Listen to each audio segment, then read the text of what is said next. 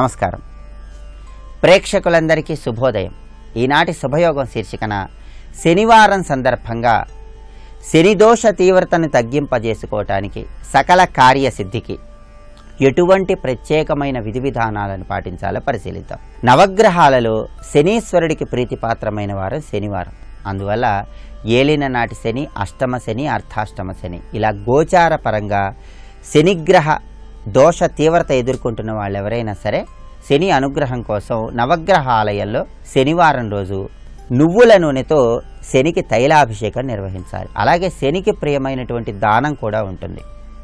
శనివారం రోజు 1.25 kg నల్ల నువ్వులు, ఒక ఇనుప మేకు, కొద్దిగా దూది, అరసోలకి తక్కువ కాకుండా పెసరపప్పు, వీటన్నిటినీ ఒక నలుపు రంగు వస్త్రంలో మూట కట్టి ఎవరైనా బ్రాహ్మణుడికి దానంగా ఇవ్వటం ద్వారా కూడా శనిదోష తీవ్రతను తగ్గింపజేసుకొని విశేషమైన శుభ ఫలితాలను పొందవచ్చు. అలాగే ప్రతి గ్రహానికి కూడా ఒక అధిష్టాన దేవత ఉంటుందని జ్యోతిష శాస్త్రం మనకు తెలియజేస్తుంది.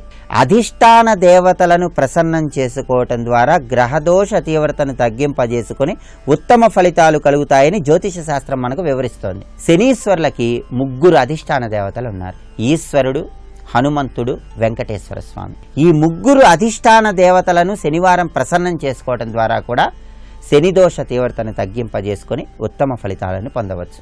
శనివారం రోజు పాలల్లో కొద్దిగా నల్ల నువ్వులు, ఒక చిన్న పటిక ముక్క, పంచదార వేసి ఆ పాలు సాయంత్రం 5 నుండి 6 గంటల మధ్య ప్రాంతంలో శివలింగం మీద పోయటం ద్వారా శనిదోష తీవ్రతను తగ్గింపజేసుకొని ఉత్తమ ఫలితాలు పొందవచ్చు.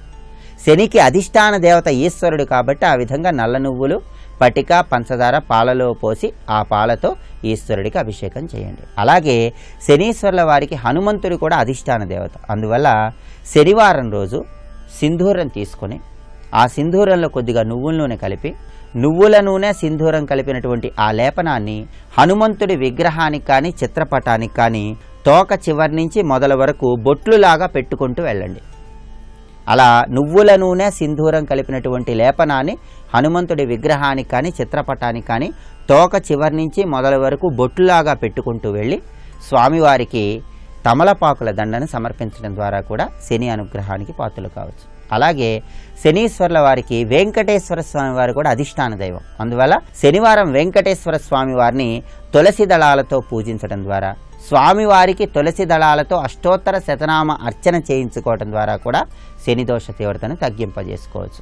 అలాగే శనివారం నమో శనైశ్చర పాహిమాం, నమో మందగమన పాహిమాం, నమో ఛాయాసుత పాహిమాం, నమో జ్యేష్ఠా పత్ని సమేత పాహిమాం, నమో యమ ప్రత్యధిదేవ పాహిమాం, నమో గృద్రవాహాయ పాహిమాం అంటూ ఈ స్తోత్రం చదువుకోవటం ద్వారా కూడా శని స్తోత్ర ప్రియుడు కాబట్టి శనీశ్వరుడి అనుగ్రహానికి విశేషంగా పాత్రలు కావచ్చు. అలాగే ప్రత్యేకమైన వృక్షాలను శనివారం పూజించడం ద్వారా కూడా శని అనుగ్రహం సిద్ధింపజేసుకోవచ్చు. రావి చెట్టు, జమ్మి చెట్టు, ఈ 2 చెట్లను శనివారం నాడు పూజించటం, ఆ చెట్ల దగ్గరకు వెళ్ళి ప్రదక్షిణలు చేయటం, ఆ చెట్ల మొదట్లో పసుపు కుంకుమ కలిపిన నీళ్లు పోసి ప్రదక్షిణలు నిర్వహించడం ద్వారా కూడా శనిదోష తీవ్రతను తగ్గింపజేసుకొని విశేషమైన శుభ ఫలితాలను పొందవచ్చు. ప్రత్యేకమైన విధి విధానాలు పాటిస్తూ శనివారం శనిదోష తీవ్రతను తగ్గింపజేసుకొని ఉత్తమ ఫలితాలను సిద్ధింపజేసుకోండి.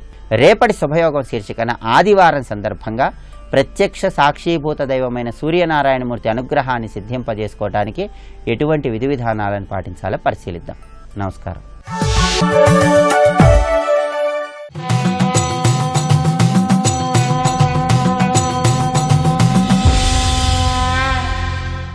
శతక సాహితీ సరస్వతికి నమస్కారం. విష్ణు ప్రసంగముల్ వేట్కతో వినువాడు, పులకాంకురంబులు పొడమువాడు, హరిగానగా మది ఆశగల్గినవాడు, సకలోపచారముల్ సలుపువాడు, అతని కర్పించి తాననుభవించెడివాడు, సుముఖుని కైవడి చూచువాడు, సాధుల మాన్యుల సౌఖ్యపెట్టెడివాడు, యదలోన శ్రీరామునెన్నువాడు, పుణ్యపురుషుండు భక్తుండు పూజితుండు, ధర్మమార్గుడు ధన్యుండు ధార్మికుండు, కలడు వేయింట నొక్కండు కడమలేడు రామతారక దశరథ రాజతనయ. ఓ శ్రీరామచంద్రమూర్తి, ఈ భూమిపైన సర్వసమర్పణ చేసి తన హృదయాన్ని నీ కోసం జీవించేటువంటి వాడు, విష్ణు ప్రసంగముల్ వేట్కతో వినువాడు. ఎక్కడ 10,000 మందిలో ఒక్కడు ఉంటే గొప్ప. విష్ణు ప్రసంగముల్ వేట్కతో వినువాడు, పులకాంకురంబులు పొడమువాడు. వెళ్ళి హరికథ వినటం కాదు, శ్రీరాముణ్ణి గురించి, ఆ మహావిష్ణువు గురించి, ఆయన అవతారములను గురించి చెబుతుంటే మహానుభావులు, సద్గురువులు, పౌరాణికులు వినటం కాదు, వింటుంటే ప్రతి విషయానికి, ప్రతి వాక్యానికి కూడా ఆపాదమస్తకం పులకించిపోవాలి. అలా పులకించిపోవాలంటే ఆ విష్ణువు మీద పరమ ప్రీతి ఉండాలి, భక్తి ఉండాలి. కనుక విష్ణు ప్రసంగముల్ వేట్కతో వినువాడు, ఒక వేడుకతో ఉత్సాహంతో వెళ్ళి వాటిని వినాలి. వింటూ పులకాంకురంబులు పొడమువాడు, హరిగానగా మది ఆశ కలిగినవాడు. ఇన్నిన్ని అవతారాలెత్తి ఈ ప్రపంచాన్ని ఇన్ని విధాలుగా కాపాడినటువంటి ఆ మహావిష్ణువు యొక్క రూపాన్ని దర్శించాలి అని ఒక ఆశ ఉండాలి. అది అసలైన ఆశ. హరిగానగామది ఆశ గల్గినవాడు, సకలోపచారముల్ సలుపువాడు. ఆ ఆశతో సామాన్యంగా ఐహిక చింతనలో ఉండేటువంటి వాడు ఈ ఐహిక భోగాల కోసం, తనకు వాటిని అమర్చేవారి కోసం, కొంత ధనం ఇచ్చేటువంటి వారి కోసం ఒదిగి ఒదిగి ఉండి వారికి సకలోపచారాలు చేస్తూ ఉంటాడు. కానీ ఆ మహావిష్ణువుకి సకలోపచారాలు చేసి ఆయన్ని ప్రసన్నుణ్ణి చేసుకుని ఆయన యొక్క సర్వ సంపూర్ణ రూపాన్ని తాను దర్శించాలి అని సకలోపచారముల్ సలుపువాడు, అతని కర్పించి తాను అనుభవించడివాడు. ఏది సంపాదించినా తాను అనుభవించేటప్పుడు ఇతరులలో ఉన్న పరమేశ్వరుణ్ణి, ఆ పరమాత్మని దర్శించి ఆ ఇతరులలో ఉన్నటువంటి ఆ వాసుదేవుణ్ణి, ఆ హరిని భజించినట్లుగా భావించి వారికి ఏదైనా చేసి అప్పుడు ఆ వస్తువుని గాని ఆ ఫలాన్ని గాని తాను భుజించేటువంటి వాడు. సుముఖుని కైవడి చూచువాడు, ప్రతి క్షణము కూడా ఆ హరి దర్శనం కోసం నిరీక్ష చేసేటువంటి వాడు. సాధుల మాన్యుల సౌఖ్య పెట్టెడువాడు, సాధువులను, మహానుభావులను, పుణ్యశీలులను, వారికి ఏదైనా మంచి చేసేటువంటి వాడు. ఎదలోన శ్రీరామునెన్నువాడు, శ్రీరాముని సద్గుణాలను హృదయంలో నిరంతరం నిలుపుకుంటూ ఆ రాముణ్ణి కూడా హృదయంలో నిలుపుకుని సాగేవాడు. పుణ్యపురుషుండు, భక్తుండు, పూజితుండు, ధర్మ మార్గుడు, ధన్యుండు, ధార్మికుండు, కలడు వేయింట నొక్కండు. 1000 మందిలో 1000 మందిలో ఒక్కడు ఇటువంటి వాడు ఉంటాడయ్యా, కడమలేడు. ఆ మిగతా వాళ్ళందరూ కూడా ఊరికినే ఏదో వచ్చి వెడుతూ ఉంటారే తప్ప దేవాలయాలకు, ఈ పురాణాలకు వారెవరూ కూడా ఇంత తీక్షణముగా ఈ రామభక్తి తత్పరులై ఉండరయ్యా అంటూ అనేక మంది భక్తులను చూచి వారి తత్వములను గ్రహించి నిజభక్తుడు ఎలా ఉంటాడో సుస్పష్టంగా మనకు తెలియజేస్తూ, నిజభక్తులను ఇలా మీరు తెలుసుకోండి, మీరు కూడా నిజభక్తులు కండి అని తెలియజేస్తూ పరమద్భుతమైన పద్యరచనతో దివ్యమైన శతకాన్ని మనకు అందించిన భక్తి జ్ఞాన వైరాగ్య సంపన్నులు అజ్ఞాత కవులు వారి రామతారక శతకంలోని మరి ఒక పద్యం గురించి రేపు ఉదయం తెలుసుకుందాం. జై శ్రీరామ్.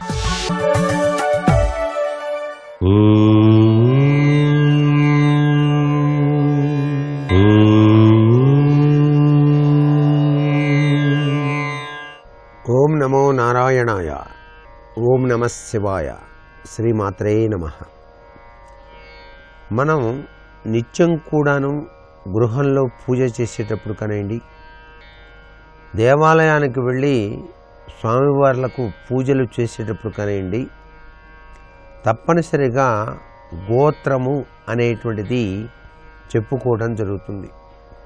మీ గోత్రం ఏమిటండి అన్నప్పుడు ఆ గోత్రోద్భవుడి యొక్క ప్రభావం మీ యొక్క వంశాన్ని రక్షింపజేయటానికి నాంది పలుకుతుంది. అందుకే మనం నిత్య పూజల్లో కూడాను తమ యొక్క గోత్రనామాన్ని చెప్పుకోవాలి. అలా చెప్పుకున్నట్లయితే ఆ గోత్రానికి సంబంధించినటువంటి ఋషితుల్యుడు దివ్యవంతమైన అనుగ్రహ ప్రభావాన్ని మనకు ప్రసాదింపచేస్తాడు. ఆ వంశంలో ఉండేటువంటి వాళ్ళందరూ కూడాను ఈ పూజాది కార్యక్రమాల వలన తరింప చేసుకోవడానికి ఆస్కారం ఉంటుంది. అంటే పూర్వీకుల యొక్క పుణ్య పరంపరల యొక్క ప్రభావం కూడా ఈ గోత్రంలో నిక్షిప్తమై ఉంటుంది సుమా అని అర్థం. అందుచేతనే పూజాది కాలంలో సంకల్పం చెప్పేటప్పుడు తప్పనిసరిగా గోత్రాన్ని చెప్తాం. ఈ గోత్రం అన్న శబ్దం మనకి అక్షర రూపంలో తొలిసారిగా చాందోగ్యోపనిషత్తులో కనిపిస్తుంది. అధర్వణ వేదంలో కనిపించే విశ్వగోత్రం అన్న శబ్దానికి అన్ని పరివారాలతో సంబంధం ఉన్నవాడు అని అర్థం గ్రహించారు. ఈ గోత్రం అనేది సంప్రదాయంలో అంతర్భాగమైపోయింది. ఆ వంశానికి ఆ ఋషి మూల పురుషుడు అనేటువంటి మాట. ఇక ఋగ్వేదంలో గోత్రం అన్న శబ్దాన్ని గోశాల, మేఘం, గోసమూహం, మేఘాలు కప్పేసిన ఎత్తైన శిఖరం అనేటువంటి అర్థాలు కూడా చెప్పడం జరిగింది. ఏది ఏమైనప్పటికీ కూడా ప్రతి వ్యక్తి కూడాను పూజ ఆచరించేటప్పుడు కానివ్వండి, పూజలు చేయించుకునేటప్పుడు కానివ్వండి, తమ యొక్క గోత్రాన్ని చెప్పుకోవటం వలన విశిష్టవంతమైనటువంటి అదృష్టం, పూజకు తగిన సత్ఫలితం లభ్యపడి తీరుతుంది అంటోంది భారతీయ సనాతన సంస్కృతి సంప్రదాయం. ఆ గోత్రం వెనకాల దాగిన పరమార్థ లక్షణంలో ఋషుల యొక్క ఆశీస్సులు కూడాను ఉండి ఉంటాయి. సర్వే జనా సుఖినో భవంతు.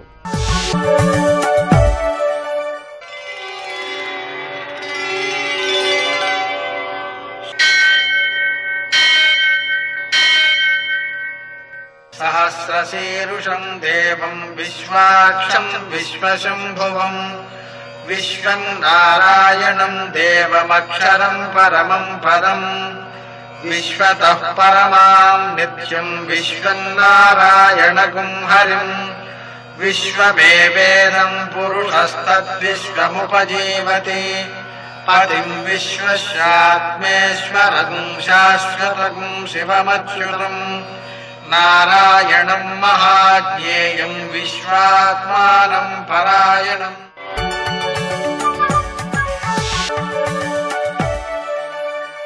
సూర్యశౌర్యమథేందురింద్రపదవీ సన్మంగళం మంగళం. పద్మావతి ప్రణయలాలితముగ్ధదేహ శ్రీ వెంకటేశరుణమోచనమస్తు మహ్యం. నేటి కాలమాన విశేషాలను గమనిద్దాం. స్వస్తి శ్రీ చాంద్రమాన హేమలంబ నామ సంవత్సరం ఉత్తరాయణం వసంత ఋతువు చైత్రమాసం కృష్ణపక్షం శనివారం. సూర్యోదయం 5:59 సూర్యాస్తమయం 6:30 తిథి ఏకాదశి తెల్లవారుజామున 4:02 వరకు. నక్షత్రం శతభిషం రాత్రి 2:28 వరకు. వర్జం ఉదయం 9:43 నుంచి 11:19 వరకు. దుర్ముహూర్తం ఉదయం 5:59 నుంచి 7:39 వరకు. అమృతకాలం రాత్రి 7:17 నుంచి 8:53 వరకు. రాహుకాలం శనివారం కాబట్టి ఉదయం 9 నుంచి 10:30 వరకు. అష్టకవర్గ రీత్యా శుభప్రదమైన సమయం సాయంకాలం 6 గంటలకి. నేటి విశేషం ఏకాదశి. ఈ ఏకాదశి స్మార్తులకు మాత్రమే. వైష్ణవులకు రేపటి రోజు ఏకాదశి ఉంటుంది. విశేషించి ఈరోజు త్రిపుష్కర యోగం కూడా ఉంది. అది తెల్లవారుజామున 4:02 నుంచి 5:59 వరకు ఉంది. ఏకాదశి కాబట్టి అందులోని శనివారం కూడా కలిసి వచ్చింది కాబట్టి వెంకటేశ్వర స్వామిని ఆరాధించుకోవడం, దీపారాధన చేయడం, అలాగే విష్ణుమూర్తిని మనం తులసి దళాలతో అర్చించడం, ఆ విష్ణుమూర్తి యొక్క నామాల్ని స్మరిస్తూ ఉండడం, విష్ణు సహస్రనామ స్తోత్రాన్ని వినడం, ఇవన్నీ కూడా శని దోషాలను నివారించేటువంటి చర్యలు. అదేవిధంగా హనుమాన్ చాలీసా పారాయణ, హనుమంతునికి పూజ చేసుకోవడం మొదలైనవి కూడా ఆ శనిదోష నివారకాలుగా పనిచేస్తాయి. శంకరునికి 1/2 కేజీ నల్ల నువ్వులతో పూజ చేసి వాటిని ఆవులకు పెట్టడం కూడా మనకు ఆ దోషాన్ని నివారించేదిగా ఉంటుంది. నేటి ఆణిముత్యాలు.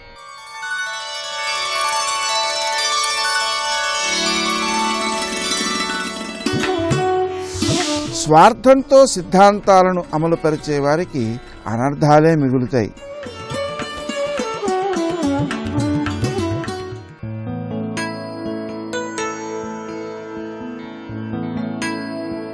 చేతకాక చేయలేకపోవడం అమాయకత్వం, చేయగలిగి చేయకపోవడం మూర్ఖత్వం.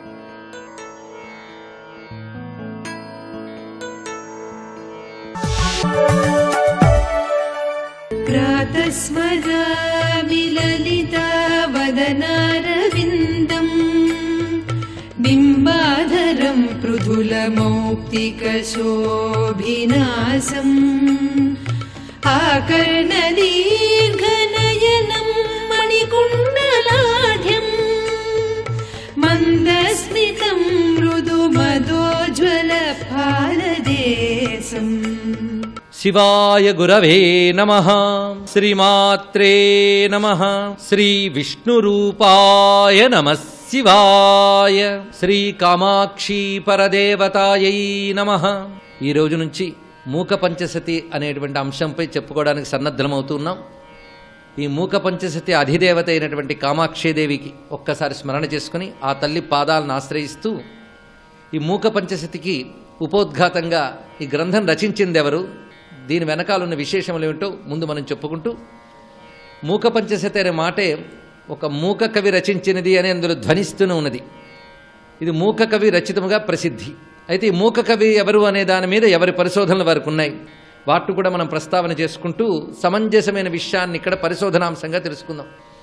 ఈ మూక కవి అంటే సహజంగా మూగవాడు అమ్మవారి అనుగ్రహం చేత పలుకులు సంపాదించుకుని అమ్మవారిని స్తుతించాడు. 500 శ్లోకాలు రచన చేశారు కనుక దీనికి మూక పంచసతి అని పేరు వచ్చినది. అయితే ఈ మూక కవి యొక్క చరిత్ర తెలియజేస్తూ ఆదిశంకర భగవత్పాదుల వారి తర్వాత కాంచీపీఠంలో వరుసగా వచ్చినటువంటి జగద్గురు పరంపరలో 19వ పీఠాధిపతిగా చెప్పబడుతున్నటువంటి శ్రీ మార్తాండ విద్యాఘనేంద్ర స్వామివారు, మార్తాండ విద్యాఘనేంద్ర స్వామివారు 19వ పీఠాధిపతి.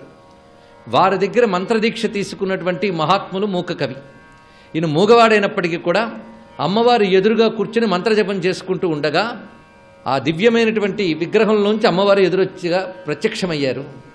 ఆ ప్రత్యక్షమైన తల్లి ఈయన్ని పిలిచి పలకరించి తన యొక్క తాంబూల కబళాన్ని ప్రసాదంగా సమర్పించింది అక్కడ.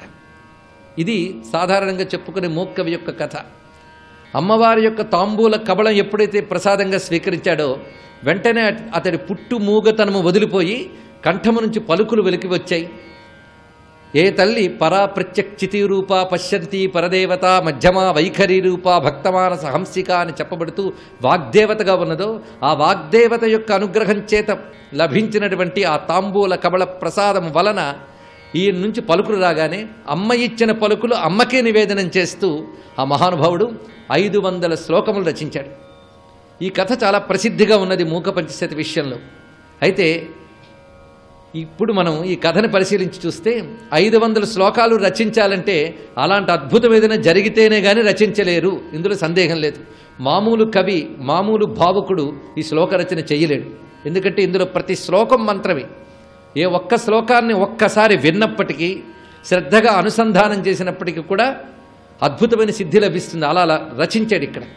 పైగా తన ఉపాసనా బలాన్ని, తన ఉపనిషద్ విజ్ఞాన సంస్కారాన్ని రెండింటినీ మేళవించి ప్రతి శ్లోకంలో నిబద్ధం చేయడం జరిగింది. పైగా శ్రీ విద్యకు సంబంధించిన అన్ని రహస్యములు 500 శ్లోకముల్లో ఉన్నాయి. ప్రత్యేకత ఏమిటంటే 500 శ్లోకములు నిజానికి 5 శతకాలు, ఒక్కొక్క అంశం ఒక్కొక్క శతకం. అలాగే 5 శతకములు ఇందులో చెప్పబడుతున్నాయి. ప్రథమ శతకం ఆర్యాశతకము అని, ఆర్యాశతకం పేరుతో అమ్మవారికి సంబంధించిన భావన కనబడుతుంది. ఆయనే ఆర్యాశతకంలో వస్తువు ఏమిటో ఆయనే తెలియజేస్తాడు. మొదట అమ్మవారికి సంబంధించిన భావన, ఇది 100 పద్యాలు. ఆ తర్వాత అమ్మవారి పాదారవిందాలని వర్ణించుతూ 100 పద్యములు. ఇది పాదారవింద శతకము అని చెప్పబడుతున్నది. ఇక 3వ శతకము స్తుతి శతకము, అంటే అమ్మవారిని స్తోత్రం చేస్తూ వివిధములైనటువంటి గుణ, మహిమ, లీల, తత్వ, మంత్ర విశేషములతో ఆ స్తోత్రం అంతా ఉంటుంది. ఈ స్తోత్రం మళ్ళీ 100 శ్లోకములు. ఆ తర్వాత కటాక్ష శతకము, అమ్మవారి కడకంటి చూపుల మీద 100 పద్యాలు. నిజానికి ఒక్క భావన చేయడమే మహా క్లిష్టమైన అంశం. అలాంటిది మొత్తం 100 పద్యాలు కటాక్షం మీద రచన చేశారు. ఆఖరికి మందస్మిత శతకము, అమ్మవారి చిరునవ్వుపై 100 పద్యములు. ఇది దీనిలో ఉన్నటువంటి 5 అంశములు. ఆర్యాశతకము, పాదారవింద శతకము, స్తుతి శతకము, కటాక్ష శతకము, మందస్మిత శతకము అని 5. ఈ 5ంటికి ఒకదాని తర్వాత ఇంకోటి పెట్టడంలో కూడా ఒక క్రమం కనబడుతుంది, ఒక సాధనా పద్ధతి కనబడుతుంది, ఒక సిద్ధి లభించడంలో ఉండేటటువంటి విధానం కనబడుతుంది. ఇప్పుడు ఆ విధానం ఏమిటో ఆయనే తన చివరి శ్లోకంలో చెప్తాడో తెలుసుకుందాం. అయితే అమ్మవారి యొక్క తాంబూల కబళం యొక్క మహిమ ఇది అని చెప్పుకున్నాం.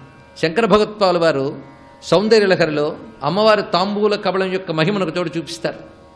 విష్ణువు, ఇంద్రుడు, స్కందుడు మొదలైన వారందరూ కూడా అమ్మవారి ఆజ్ఞ మేరకు అమ్మవారి ఇచ్చిన శక్తితో అసుర సంహారం మొదలైనవన్నీ చేసి వారు అమ్మవారి సమీపానికి వచ్చి వారి యొక్క శిరస్త్రాణములు తీస్తారట. అంటే నమస్కారం చేసేటప్పుడు హ్యాట్స్ ఆఫ్ అంటారే, అదే అనమాట. ఆ పైన ఉన్నది వినయపూర్వకంగా తీయాలి. ఆ శిరస్త్రాణములు తీసి అమ్మవారికి నమస్కారం చేస్తారట. అప్పుడు అమ్మవారు ప్రసాదం ఇస్తారు. ఏమిటి ఆ ప్రసాదం అంటే ఆ తాంబూల కబళమే ప్రసాదంగా ఇస్తారట వారికి, ఆ విజయం సాధించినట్లు. పైగా శివుని యొక్క నిర్మాల్యం వాళ్ళకి తీసుకోకుండా ఇక్కడికి వస్తారట. ఎందుకంటే శివ నిర్మాల్యం ప్రసాదంగా తీసుకోరాదని ఒక పద్ధతి. చండేశ్వరుడికి దానిపై అధికారం ఉంది గనక వీరది స్వీకరించలేదు. అమ్మవారు ఇచ్చినటువంటి ఈ ప్రసాదాన్ని స్వీకరించి ధన్యులైపోయారు అని. అంటే అది పొందడం అనేది పరమప్రసాదం అనమాట. ఇక్కడ మనం దీనిలో ఉన్న భావాన్ని పరిశీలించాలి. అమ్మవారి యొక్క తాంబూలానికి ప్రత్యేకత ఉన్నది. అమ్మవారి అర్చనలో కూడా తాంబూలానికి ప్రత్యేకత ఉన్నది. తాంబూలం ముఖానికి సంబంధించినటువంటి అంశం ఇది. అమ్మవారి తాంబూలానికి ప్రత్యేకత సహస్రనామాల్లోనూ అటు త్రిశతిలోనూ కనబడుతున్నది. కర్పూర వీటి సౌరభ్య కల్లోలిత కకుప్తట అంటారు త్రిశతిలో. కర్పూర వీటికా మోద సమాకర్ష దిగంతర అంటారు లలితా సహస్రనామాల్లో. దీని ప్రత్యేకత ఏంటి? మణిద్వీపంలో అమ్మవారు వేసిన తాంబూలం యొక్క సువాసన పరిమళాలు దిగంతముల యందు వ్యాపించేట. అంటే అంతటా వ్యాపించగలుగుతూ సుగంధముగా ఉన్నది. సుగంధానికి ఉన్న లక్షణం ఏంటంటే దాని పేరు ఆమోదము. కర్పూర వీటిక ఆమోద, సువాసనల్లో ఆమోదం అనొక పేరు ఇక్కడ చూపిస్తున్నారు. ఆమోదము అంటే ఆ పరిమళం ఆస్వాదించగానే అబ్బా ఎంత బాగుందో అని మళ్ళీ ఆస్వాదించాలనిపిస్తే దాని పేరు ఆమోదం. ఆస్వాదించాలనిపించే సుగంధానికి ఆమోదము అని పేరుట. సుగంధం అనే మాటని ఎక్కడ ఎప్పుడు ఎలా వాడాలో చూడండి. పరిమళము, సౌరభము, ఆమోదము, సుగంధము నిజానికి అన్నీ ఒకే శబ్దాన్ని తెలియజేసిన పర్యాయ పదాల్లా వినబడుతున్నప్పటికీ వేటి వేటి భేదములు వాటుకున్నాయి. అందుకు అది సమాకర్ష దిగంతర, దిక్కులన్నింటినీ ఆకర్షిస్తోందట. ఆ మాట చెప్పడంలో ప్రత్యేకత చూడండి. ఎవరైనా ఏదైనా గొప్ప పని చేస్తే అన్ని దిక్కుల్లో ఉన్న వాళ్ళందరూ కూడాను ఆకర్షింపబడాలనుకుంటారు. ఇది ఆకర్షణ శక్తి అని అంటారు. ఒక గొప్ప విద్యను ప్రకటించిన, ఒక గొప్ప సంగీతాన్ని పాడిన, ఒక గొప్ప కవిత్వాన్ని చెప్పిన, ఒక గొప్ప కళని ప్రదర్శించినప్పటికీ కూడా అందరూ అటు వచ్చి ఆకర్షింపబడి మెచ్చుకోవాలని ఆ కళాకారుడి యొక్క కోరిక. కవిత్వం కూడా అలాంటి కళే కదా. అమ్మవారి యొక్క సుగంధానికి ఎలాంటి లక్షణం అంటే సమాకర్ష దిగంతర. ఆ దిగంతరముల్లో ఉన్న వాటన్నిటి ఆకర్షిస్తోంది అది. అంటే దిగంతముల్లో ఉన్నవన్నీ కూడాను ఆ శక్తులన్నీ ఈ పరిమళము చేత ఆకర్షింపబడుతున్నాయి. దిగంతములంతా వ్యాపించిపోయింది. ఈ వర్ణన జాగ్రత్తగా వినండి. వ్యాపకత్వం ఒకటి, ఆకర్షణ ఒకటి. ఈ రెండు అమ్మవారి యొక్క ఆ తాంబూల పరిమళానికి ఉన్నటువంటి ప్రత్యేకత. అది ఇప్పుడు అమ్మవారు తీసిచ్చారట. ఆమె నోట్లో వెళ్ళి విన్నప్పుడు తాంబూలం యొక్క స్వరూపం వేరండి. ఆకుపచ్చని ఆకులు, నల్లని పోక, ఇంకా లోపల ఉండవలసిన సుగంధ ద్రవ్యములన్నీ, అందులో కర్పూర వీటిక అంటే ఎలా ఉండాలో పద్ధతి ఉన్నది. వాటన్నిటి స్వరూపములు వేరు. అమ్మవారు ముఖంలోకి వెళ్ళేటప్పటికల్లా అది అమ్మవారి రంగే తీసేసుకుంది. ఏమిటా రంగు? అరుణవర్ణం. పైగా భగవంతుడికి ఇచ్చే ముందు పదార్థం ఆయన నుంచి మనకు వచ్చిన తర్వాత ప్రసాదం కదా, కనుక తాంబూలం కాస్త ప్రసాదం అయిపోయింది. ఆ ప్రసాద లక్షణం ఏంటంటే అమ్మవారి ముఖంలో అది అంతవరకు సంచరించి అమ్మవారి యొక్క దంత, దాని తర్వాత ఓష్ఠములు, ఆ తర్వాత లోపల ఉన్నటువంటి జిహ్వ, వీటి యొక్క కలయిక చేత అది మరింత దివ్యమై వెలుకొచ్చింది. ఆ వచ్చినటువంటి ప్రసాదం ఇచ్చిందిట. స్వస్తి. అదివో అల్లదివో శ్రీహరివాసము 10,000 శేషుల పడగలమయము. అదివో అల్లదివో శ్రీహరివాసము. మృత్యువు లేని జీవనములో కాధీశ ఇప్పించవే అంటాడు. రాత్రి కాదు, పగలు కాదు, ఇంట్లో కాదు, బయట కాదు, ప్రాణం ఉన్నది కాదు, ప్రాణం లేనిది కాదు, నరుడు కాదు, మృగం కాదు, అస్త్రం కాదు, శస్త్రం కాదు, వేటితోనూ నేను చచ్చిపోకూడదు. తథాస్తు ఆయన వెళ్ళిపోతాడు. ఇప్పుడు తన భక్తుడైన వాడు బ్రహ్మగారు, ఇంటి పెద్ద పితామహుడు, సృష్టి చేశాడు నారాయణుడి మాట పట్టుకుని. ఇప్పుడు నిన్నెవడేమన్నాడా యావరం, నువ్వే చూసుకో అయితే అనడు విష్ణువు. దానికి ఎన్ని మినహాయింపులుంటాయో అన్ని మినహాయింపులతోటి అవతార స్వీకారం చేస్తాడు. అందుకని భక్తుడి మాట నిలబెట్టడం ఉందా లేదా అవతారంలో? రాక్షస సంహారమును భక్తుడి మాట నుంచి విడదీయడానికి మీకు అవకాశం ఉండదు. అందుకే పరిత్రాణాయ సాధూనాం అని ముందు నన్ను నమ్ముకున్న భక్తుల మాట నిలబెట్టడానికని ఈశ్వరుడు అనడానికి కారణం అదే. పరిత్రాణాయ సాధూనాం వినాశాయ చ దుష్కృతాం. ఇప్పుడు నేను ధర్మానికి అడ్డొచ్చిన వాళ్ళని సంహరించడానికి అవతార స్వీకారం చేస్తాను, చేసి వస్తూ ఉంటాను. అప్పుడు వచ్చినప్పుడు అసలు ఎవ్వరికీ కూడా అర్థం కానటువంటి స్థితి, ఒక్క జ్ఞానులకు తప్ప. అంతటా నిండి నిబిడీకృతమైపోయి ఈ బ్రహ్మాండములు ఎంతవరకు ఉన్నాయో అంతకన్నా 10 అంగుళముల పై వరకు ఈశ్వరుడు ఉన్నాడు అని నేను అన్నాను అనుకోండి, ఏమైనా కనపడతాడా? కానీ కనపడాలని తాపత్రయపడినటువంటి భక్తుడి కొరకు ఈ మాంసనేత్రంతో చూడబడడానికి వీలుగా ఆయన దిగి వచ్చి నిలబడతాడు. నిలబడితే అవతార అంటారు.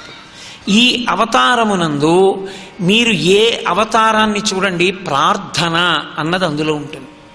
ప్రార్థన ఎందుకు అంటే, ఇప్పుడు నేను ఆ ప్రార్థన క్రమాన్నంతటినీ వివరించను, కానీ ఒక్క మాట చెప్తాను. ప్రార్థన దేని కొరకు ప్రతి మనుష్యుడు చేస్తాడు అంటే మిగిలిన ప్రాణులకు లేదు. ప్రార్థన అన్నది ప్రతివాడు తనకి తానుగా చేసుకోవాలి, తన కొరకు వేరొకరు కాదు, తానే చేసుకోవాలి. కారణం ఏమంటే రెండిటి మధ్య నొక్కబడతాడు. కాలము దురితము అని ఉంటాయి వేదాంతంలో, ఈ 2 మాటలు వాడతారు. కాలము దురితము మధ్యలో ఈశ్వరుడు కర్మ ఫలప్రదాత. అందుకే పెద్దలు ఒక మాట చెప్తారు, ఏ రోజు ఎలా ఉంటుందో నీకు తెలియదు, ఈశ్వరుడికి తెలుసు. ఎందుకంటే దురితమునకు ఫలితం ఆయన ఇవ్వవలసిన వాడు. కాలముంది, దురితముంది, ఎక్కడ నొక్కబడతావో నీకేం తెలుసు? తెలియదు. అందుకే 108 నామములతో పూజ చేసి బయటికెడతారు. అష్టోత్తర శతనామ స్తోత్రం ఏదో ఒక దేవతకి చెప్తారు. అందుకే లోకంలో ఎవరు పుట్టినా 27 నక్షత్రముల యొక్క 4 పాదాల్లో పుట్టాలి. ఒక్కొక్క నక్షత్రానికి 4 పాదాలు. 27 నక్షత్రాలకి 27 × 4 108 పాదాలు. 108 పాదాల్లో పుట్టాలి. 108 పాదాల్లో ఈ సమస్త జగత్తు పుట్టింది, పెరుగుతోంది, పడిపోతుంది. 108 నక్షత్ర పాదములలో పుట్టిన ఈ జగత్తంతా బాగుంటే నా మనసు చల్లగా ఉంటుంది. నేను చల్లగా ఉండగలిగితే సంతోషంగా నీ పాదాలు పట్టుకోగలను. కాబట్టి ఈశ్వర, దురితమునకు ఫలితమునిచ్చే ముందు నా ప్రార్థన మన్నించు. నీ పాదములు పట్టుకుని ఉన్నాను, ఒకప్పుడు తెలియక చేశాను, ఇప్పుడు నీ పాదాలు పట్టుకున్నాను, నన్ను మన్నించన్న కోణంలో ఎవడు ప్రార్థన చేసి బయటికి వచ్చాడో వాడికి ఈశ్వరుడు దురితమును తప్పిస్తాడు. ఇది భాగవతం 10వ స్కంధంలో నిరూపించి చూపిస్తారు. కాబట్టి అందుకొచ్చింది ప్రార్థన అన్నది. వ్యక్తి స్థాయిలో ప్రార్థన ఎలా ఉంటుందో లోకస్థాయిలో ప్రార్థన అలాగే ఉంటుంది. ఎప్పుడెప్పుడు ఉపద్రవం కలుగుతుందో అప్పుడప్పుడు ఈశ్వరుణ్ణి ప్రార్థిస్తారు, నువ్వే రక్షించాలని. హిరణ్యకశిపుడి ఉద్ధతి పెరిగిందనుకోండి, దేవతలందరూ ప్రార్థిస్తారు. రామావతారంలో రావణాసురుడి ఉద్ధతి పెరిగిపోయింది. అప్పుడు వాళ్ళందరూ మళ్ళీ శ్రీ మహావిష్ణువుని ప్రార్థన చేశారు. అనుకోకుండా వాళ్ళకి అవకాశం వచ్చింది. దశరథ మహారాజు గారు చేస్తున్న యాగమంటపానికి వెళ్ళారు, కూర్చున్నారు. అకస్మాత్తుగా శ్రీ మహావిష్ణువు అక్కడ ఆవిర్భవించారు. ఆవిర్భవించడానికి కూడా కారణం ఉంది. బ్రహ్మగారు అన్నాడు, నరుడి చేతిలో వానరుడి చేతిలో అయితే చచ్చిపోతాడు రావణుడు, ఇతరుల చేతిలో మరణించడు. ఏ మానవుడు తొందరపడి వెళ్ళిపోతాడో నేను చంపగలనని బిడ్డల్ని రక్షించుకోవడం కోసం ఏతస్మిన్నంతరే విష్ణు రూపయాతో మహాద్యుతి శంఖచక్రగదాపాణి పితమాసా జగత్పతి, ఆయనే సభలో కనబడ్డాడు. అప్పుడు విష్ణువుని ప్రార్థించారు దేవతలు, అయా మీరు దశరథ మహారాజు గారి కడుపున కొడుకుగా పుట్టండి, దాశరథి ఒక మనుష్యుడిగా మీరు పుడితే మీ చేతిలో రావణుడు మరణిస్తాడు, కాబట్టి మీరు పుట్టండి అని అడిగారు. అప్పుడు ఆయన ఓ మాట అన్నాడు, మీరందరు అడిగారు తప్పకుండా నేను పుడతాను, అందుకే నేను దశరథుణ్ణి తండ్రిగా వరిస్తున్నానన్నాడు. నేను కొడుకుగా పుట్టిన తర్వాత మా నాన్నగారిని తండ్రిగా వరించానండి అంటే కుదరదు, నా కర్మవశాత్ జన్మించానంతే. అది అటువంటి మహాభక్తుడి కడుపున పుట్టడం నా అదృష్టం అంతే తప్ప నేను వరించడం నా విషయంలో ఉండదు. కర్మ అనుభవించడానికి వచ్చినవాడు వరించి రాలేడు. పరమేశ్వరుడు తల్లిదండ్రులను వరించి పుట్టగలడు. దశరథుణ్ణి వరించాడు, నాకు తండ్రిగా దశరథుడు అని ఆయన కడుపున పుట్టాడు.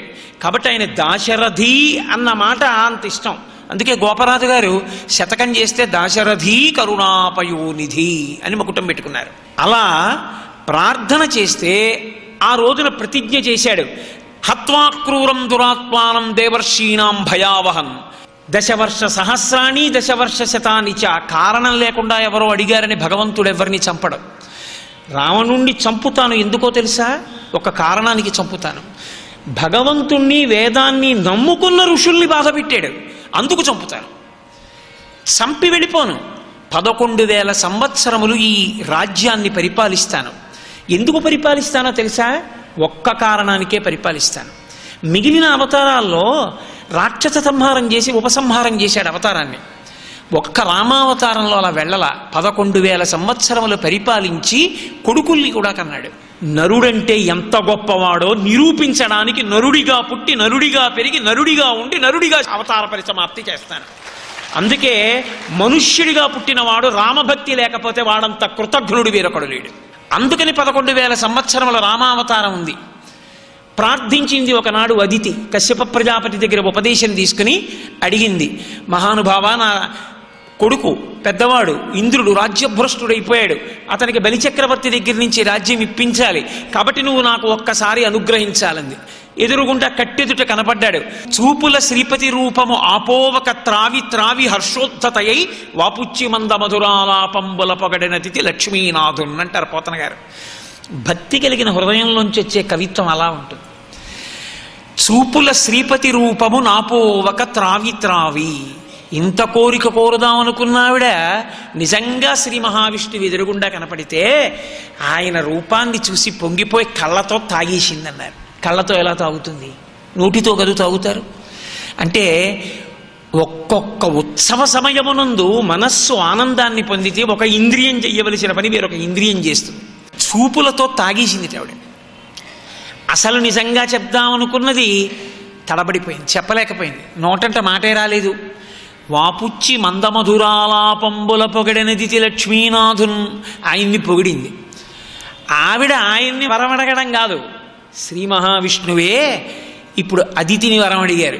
నీ కోడండ్రును నీ కుమారవరులు నీనాథుడు నీవును సంశ్లోకింపన్ సతులున్ పతుల్ సమ్మోదింప రాత్రించరులు చోకింపన్ భవదీయ గర్భమున తేజోమూర్తి జన్మించదన్ నాకున్ వేడుక పుట్టు నీసుతుడనై నర్తించి వర్తింపగాన్. అమ్మ నీ కొడుకునై పుడతానమ్మా అని అడిగి వామనమూర్తిగా వచ్చి 3 అడుగులు దానం బట్టి రాజ్యం ఇచ్చారు. ఏ అవతారంలో మీరు చూసినా ప్రార్థన అన్నది ఉంటుంది.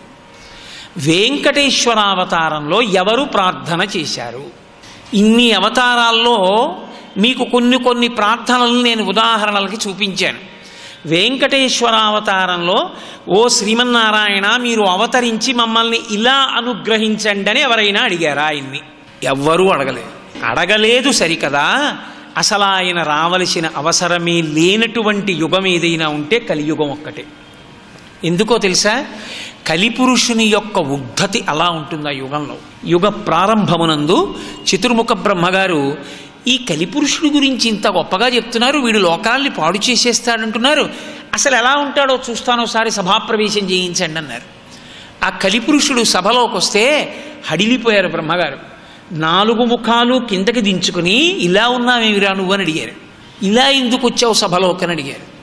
కలియుగంలో నేను మనుష్యుల్ని పాడు చేస్తాను. 1 నాలుకతో వదరుతాడు, 2 నాలుకతో తినగూడనివన్నీ తింటాడు. అభక్ష భక్షణం లోభ అగమ్య గమనం తథా అంటారు వ్యాస భగవానుడు.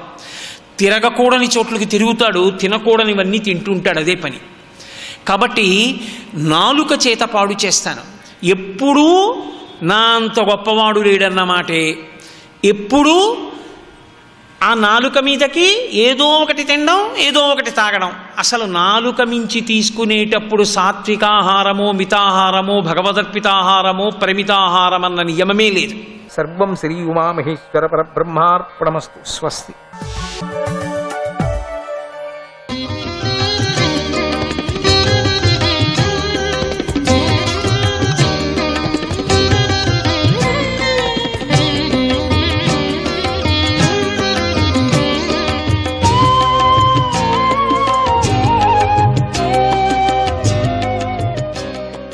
వామదేవాయ నమః.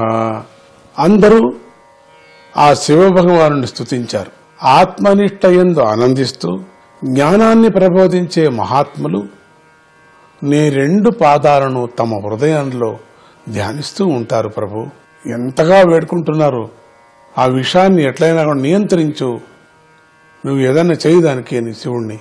అసలు ఒక దీపం అక్కడ వెలిగిస్తే మనకు శాఖం అక్కడి నుంచే ప్రారంభమవుతుంది. ఒక హోమాన్ని చేస్తుంటే చాలా మంది ఇక్కడికి శాఖ వస్తుంది అంటారు. అంత వేడి అన్ని చోట్ల ప్రసరిస్తూ ఉంది. ఇంకా కాలకూట విషం అంటే చెప్పండి మరి ఎట్లా ఉంటుందో. విషంతో పాటు జ్వాలలు, విషజ్వాలలు అంటారు దాన్ని. కేవలం ఇక్కడ ఏదైనా మనకు అగ్నితో వేడి మాత్రమే తగులుతుంది. ఇది వేడితో విషం తగులుతూ ఉంటుంది, విషజ్వాలలు అంటారు. ఒక్కపారి ఆ విషజ్వాలలు చెట్ల చామల మీద ఏమైనా పడితే మళ్ళీ ఇంకా చెట్లు పుట్టవు, అయిపోయింది అక్కడికి, ఇక పుట్టగతులు ఉండవు, అది విషం. కానీ తాగాల్సిన పని లేదు దగ్గరికి. కేవలం దూరంతోనే కొండలంతా కరిగిపోతున్నాయి, పట్టపట్టని పగిలిపోతున్నాయి, సముద్రం నీళ్లన్నీ కూడా నల్లగైపోతున్నాయి. నిల్చున్నటువంటి వాళ్ళు దేవతలు రాక్షసులకి చాలా భయంకరమైనటువంటి వేడి మంట వీళ్ళందరికీ పుడుతూ ఉంది. ఇక దాని గురించి ఈ విషాన్ని గురించి ఏం చేయాలా? నువ్వు నిరంతరంగా తపస్సును చేస్తూ ఉంటావు శివ. ప్రభువు నిన్ను వేడుకుంటున్నాం మేము, ఆ జ్వాలను ఎట్లయినా కానీ నువ్వే దాన్ని సరిచేయాల అని నానా విధంగా వేడుకుంటున్నారు. నువ్వెప్పుడు తపస్సు చేస్తూ ఉంటావు ప్రభు. అయినా కూడా కొందరు నువ్వు పార్వతీదేవితో సంచరిస్తూ ఉండే భోగాసక్తుడని, ఎప్పుడు ఏమన్నా ఉందా ఇది? పార్వతీదేవితో సంచరిస్తూ ఉండేటువంటి భోగాసక్తుడు అని నిన్ను నింద వేశారే స్వామి, వేయచ్చా? అసలు సృష్టినే నువ్వు కదా, ఆ సృష్టికే నువ్వు వీళ్ళు ఎక్కిరిస్తున్నారంటే ఇక ఎటువంటి మనుషులు ఉండవచ్చు, ఎటువంటి అజ్ఞానులు అని చెప్పచ్చు. శ్మశానంలో ఉండేటువంటి, ఎక్కడెక్కడ శ్మశానాల్లో ఉండేటువంటి క్రూర పురుషుడు అని కూడా అర్థం లేని మాటలు మాట్లాడుతూ ఉంటారు కదా. శ్మశానంలో నువ్వు మంగళాన్ని ఇస్తున్నావు, జనానికి క్షేమాన్ని శాంతిని చేకూరుస్తున్నావు, ఆ జీవికి ఉత్తమమైనటువంటి లోకాలు ప్రాప్తిస్తున్నావు స్వామి. వారికి నీ లీల ఖచ్చితంగా తెలియదు ప్రభు, కనుకనే వారు అలా మాట్లాడుతూ ఉంటారు. కార్యకారణాల కంటే మాయాశక్తి అతీతమై ఉండగా నువ్వు ఆ మాయాశక్తి కంటే అతీతుడై ఉన్నావు ప్రభు. దేశకాల పరిమితులు లేనట్టి నీ యొక్క స్వరూపాన్ని బ్రహ్మదేవుడు మొదలైన వారు కూడా తెలుసుకోలేరు స్వామి. అందుచేత నిన్ను చక్కగా స్తుతించే సామర్థ్యము వారికి లేదని ప్రత్యేకంగా చెప్పవలసిన పని లేదు. నిన్ను ఎవరు అర్థం చేసుకోలేదు శివ పరమాత్మ. వాళ్ళు స్తుతించడానికి యోగ్యత లేదు, వాళ్లకు స్తుతించలేరు వాళ్ళు. నేను పూర్తిగా అర్థం చేసుకుంటే కదా నిన్ను ప్రార్థన చేసేది. నిన్ను గురించి అర్థం తెలుసుకోలేకపోతే ప్రార్థన నిన్ను ఎట్లా చేస్తారు? కొంచెమైనా నిన్ను గురించి తెలియాలి కదా. మనం ఆ శివుణ్ణి, సద్గురువుని, విష్ణువుని ప్రార్థించాలంటే కొంచెమైనా మాయాశక్తిని, వాళ్ళ యొక్క అద్భుతాన్ని, వాళ్ళ యొక్క కరుణను, వాళ్ళ యొక్క సృష్టిని మనం తెలుసుకోవాలి కదా. ఓ భగవంతుడా, ఓ ప్రభు, వాళ్ళందరినీ క్షమించు ప్రభు. వాళ్ళకేమీ తెలియదు, అజ్ఞానులు, అనరాని మాటలు నిన్ను అంటున్నారు ప్రభు. భోగుడు అంటున్నారు స్వామి నిన్ను. నిరంతరము ధ్యానంలో కూర్చున్నావు, ప్రకృతినంతా నీలో పెట్టేసుకున్నావు. అర్ధనారీశ్వరుడు స్వామి నువ్వు. నీకు స్త్రీ పురుష భేదం ఎక్కడుంది ప్రభు? రెండు ఒకటే నువ్వు. స్త్రీ పురుషుడు నువ్వే ప్రభు. అర్ధనారీశ్వరుడు అనటానికి, అజ్ఞానులకు చూపించటానికి ఆ రూపాన్ని నువ్వు చూపించావు ప్రభు. నువ్వు అజ్ఞానులు, వాళ్ళకేమీ తెలియదు కదా. శివుడంటే తెలీదు, పార్వతి అంటే తెలీదు. శివుడంటే పితామహుడు, ప్రపంచాన్ని సృష్టించి రక్షిస్తూ ఉండే అటువంటి వాడు. అంటే ఇప్పుడు మనం చేర్చుకున్నప్పుడు విష్ణు ఒకడే, అది కాదు, అది వేరే ఒక సబ్జెక్ట్ మనకుంది. అటువంటి ఈ జగత్తునంతా కూడాను రక్షించేవాడు నువ్వు. ఇప్పుడు ఈ జగత్తు ఇప్పుడు కాలిపోతున్నది, దహించి. చిన్న భూకంపం వస్తే మనం తట్టుకోలేము కదా. భూకంపం వచ్చి 4 రోజులకి ఎక్కడో ఆఫ్టర్ ఎఫెక్ట్ అని ఎన్నో చోట్ల బిల్డింగులు పడిపోయి నానా అవస్థలు పడుతున్నాం కదా ప్రభు.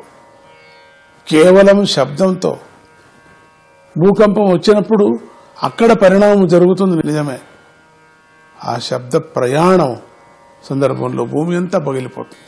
అటువంటప్పుడు నీ మాయను తెలుసుకోలేనటువంటి వాళ్ళు నిన్ను ఏమని పొగడతారు ప్రభు? పొగడటానికి వాళ్ళకి ఏమన్నా ఉందా? వాళ్ళ చేతనవుతుందా? ఇక మేము ఆ బ్రహ్మగారు సృష్టించిన ప్రజాపతుల చేత సృష్టించబడిన మేమంతా వాళ్ళంగా అటు అటు అటు అటు అటు సృష్టించిన వాళ్ళం. అలాంటి మేము నిన్ను ఎలా స్తుతించగలము? అసలు మేము స్తుతించిందంతా కూడా మా చేత అవుతుందా? అయినా మా శక్తిని బట్టి ఇలా మేము స్తుతిస్తున్నాం. ఏ తత్పరం ప్రపశ్యామో న పరం తే మహేశ్వర మృడనాయ హి లోకస్య వ్యక్తిస్తే వ్యక్తకర్మణః వ్యక్తిస్తే వ్యక్త కర్మణః. ఓ మహేశ్వర, మేము కేవలము కళ్లకు కనిపించే నీ యొక్క ఈ రూపాన్ని మాత్రమే మేము చూస్తున్నాం. మా కళ్ళకేం కనపడిస్తుందో అదే. దీనికి అతీతమైన నీ యొక్క స్వరూపాన్ని తెలుసుకోలేము ప్రభు. నీ లీలల తత్వాన్ని తెలుసుకోవటము అసంభవం ప్రభు. కానీ నువ్వు లోకరక్షణ కోసం మాత్రమే సగుణ రూపాన్ని స్వీకరిస్తావు అని ప్రార్థించారు. దేవతలకు కలిగిన ఆ ఆపదను చూసి రుద్రదేవుడు దయతో ఎంతో బాధపడ్డాడు. సకల ప్రాణులకు మేలు చేసే ఆ ప్రభువు తన ప్రియురాలైన పార్వతీదేవితో ఇలా అన్నాడు, అయ్యో ఓ భవానీ, పాల సముద్రాన్ని మథించగా కాలకూట విషం పుట్టింది. పాల సముద్రాన్ని చిలికితే కాలకూట విషం పుట్టడం ఏమిటి పార్వతి? పాల సముద్రం పేలే పాల సముద్రం, ఔషధి సముద్రం అది.